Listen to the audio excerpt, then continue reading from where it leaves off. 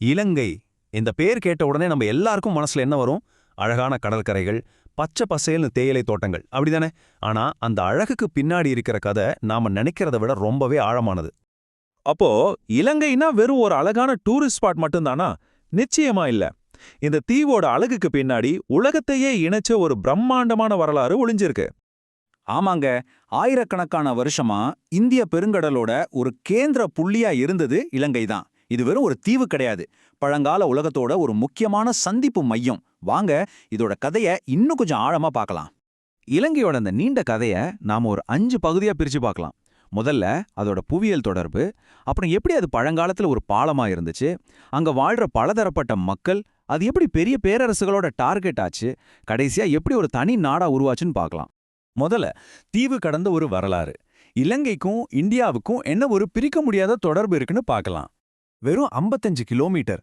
ஆமா, இதுதான் இந்தியாவுக்கும் இலங்கைக்குமான தூரம். பார்க்க சின்னதா இருந்தாலும் இந்த தூரம் தான் இலங்கையோட ஆயிரக்கணக்கான வருஷ வரலாற்றையே தீர்மானிச்சிருக்கு.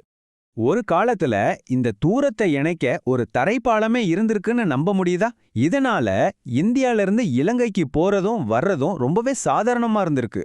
மக்கள் மட்டும் போகல, அவங்களோட கலாச்சாரம், மதம், பழக்க வழக்கங்கள்னு எல்லாமே இந்த பாலம் வழியா பரிமாறிக்கப்பட்டிருக்கு. அடுத்ததா பண்டைய உலகின் இணைப்பு பாலம். இந்த புவியியல் அமைப்பு இலங்கையை எப்படி ஒரு குளோபல் ட்ரேட் ஹப்பா மாத்துச்சுன்னு பார்ப்போம்.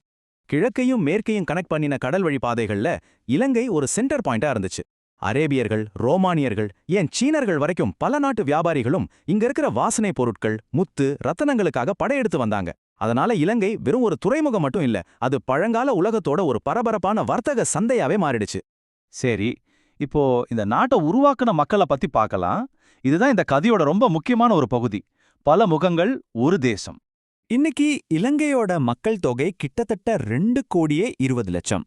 ஆனா இவங்க எல்லாரும் ஒரே இனத்தவர் கிடையாது. இந்த மக்கள் தொகையில சிங்களர்கள் தான் பெரும்பான்மை. அவங்களுக்கு அடுத்து இலங்கை தமிழர்கள், சோனகர்கள்னு சொல்ற முஸ்லிம்கள், அப்புறம் மத்த சமூகத்தினரும் இருக்காங்க.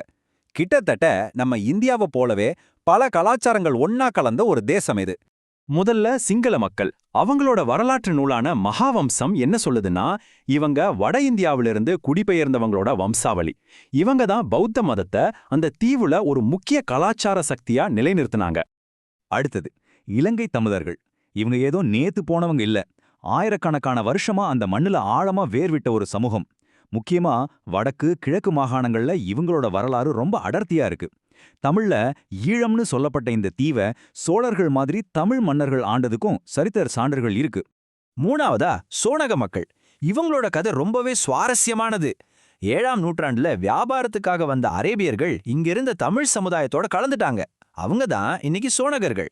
இதுல ஆச்சரியமான விஷயம் என்னன்னா, அவங்க இஸ்லாமிய மதத்தை பின்பற்றினாலும் அவங்களோட தாய்மொழி தமிழ் தான்.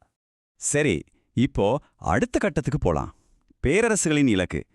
இலங்கையோட இந்த வளமோ அதோட முக்கியத்துவமோ எப்படி வெளிநாட்டு சக்திகளை அந்த பக்கம் இழுத்துச்சுன்னு பார்க்கலாம். 16ஆம் நூற்றாண்டுல போர்த்துகீசியர்கள் வந்தாங்க. அவங்கள தொடர்ந்து டச்சுக்காரர்கள், கடைசியா பிரிட்டிஷ்காரங்க வந்தாங்க. இப்படி 3 பெரிய ஐரோப்பிய சக்திகள் இலங்கையோட வர்த்தக முக்கியத்துவத்துக்காக ஒன்னு பின்னாகி ஒன்னா அதை கைப்பற்றினாங்க. 1815ல முழு தீவும் பிரிட்டிஷ் கட்டுப்பாட்டுக்கு வந்து பிரிட்டிஷ் சிலோன் அப்படின்னு பேர் மாறுச்சு. இங்க நாம ஒரு முக்கியமான விஷயத்த கவனிக்கணும். பிரிட்டிஷ்காரங்க இந்தியாவையும் இலங்கையையும் ஒரே நாடா பார்க்கல. இந்தியாவை பிரிட்டிஷ் ராஜாகவும் இலங்கைய பிரிட்டிஷ் சிலோன் அப்படின்னும் 2 தனித்தனி காலனிகளா தான் ஆட்சி செஞ்சாங்க. இந்த முடிவு தான் பிற்காலத்துல நடந்த பல சம்பவங்களுக்கு ஒரு முக்கியமான அடித்தளமா இருந்துச்சு. இப்போ நம்ம பயணத்தோட இறுதி கட்டத்துக்கு வந்துட்டோம். ஒரு தேசத்தின் உதயம். 1948 இலங்கை சுதந்திரம் வாங்கின வருஷம். இந்தியாவுக்கு சுதந்திரம் கிடைச்சு சரியா 1 வருஷம் கழிச்சு இலங்கை ஒரு தனி நாடா சுதந்திரம் வந்துச்சு. ஏன் இந்தியா கூட சேரலன்னு ஒரு கேள்வி வரலாம். அதுக்கு காரணம் பிரிட்டிஷ்காரங்கள ஆரம்பத்துல இருந்தே இலங்கைய ஒரு தனி காலனியா பார்த்ததுதான். அதனால சுதந்திரம் கிடைச்ச பிறகும் அந்த தனித்தன்மை அப்படியே தொடர்ந்தது. இந்த வரி ரொம்ப அழகா இந்த மொத்த கதையும் சொல்லுது.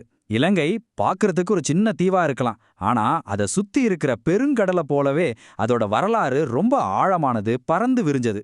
சரி, இந்த வரலாற்று பயணத்தோட இறுதியில உங்ககிட்ட ஒரு கேள்வி. சிங்களம், தமிழ், இஸ்லாம்னு இத்தனை கலாச்சாரங்கள் ஒன்னா இருக்கிற இந்த தீவுல உங்களை ரொம்ப ஆச்சரியப்படுத்தின இல்லனா ஈர்த்த விஷயம் எது? கொஞ்சம் யோசிச்சு பாருங்க.